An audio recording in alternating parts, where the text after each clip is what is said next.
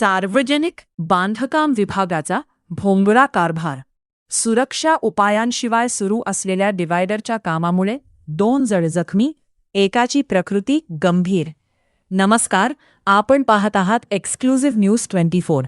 News ब्युरोची Balaji जगतकर. Beed येथून थेट बीड शहरात सार्वजनिक बांधकाम विभागाचा निष्काळजीपणाचा गंभीर प्रकार समोर आला आहे. SP कार्यालय ते बार्शी नाका या मुख्य मार्गावर डिव्हायडरचे काम सुरू असताना कोणतेही सुरक्षा फलक, बॅरिकेटिंग किंवा इशारे न लावता काम सुरू असल्याचा आरोप करण्यात येत आहे.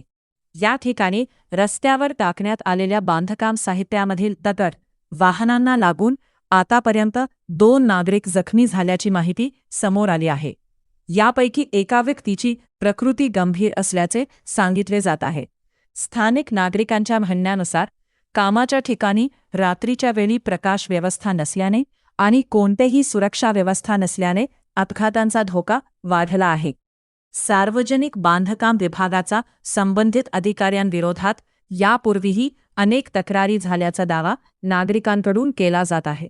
नागरिकांनी तात्काळ सुरक्षा उपाययोजना करण्याची, बॅरिकेटिंग उभारण्याची आणि संबंधित अधिकाऱ्यांवर जबाबदारी निश्चित करण्याची मागणी केली आहे. या संपूर्ण प्रकरणाकडे प्रशासन आणि सार्वजनिक बांधकाम विभाग गांभीर्याने लक्ष देणार का, हा प्रश्न आता सर्वसामान्य नागरिकांकडून उपस्थित केला जात आहे.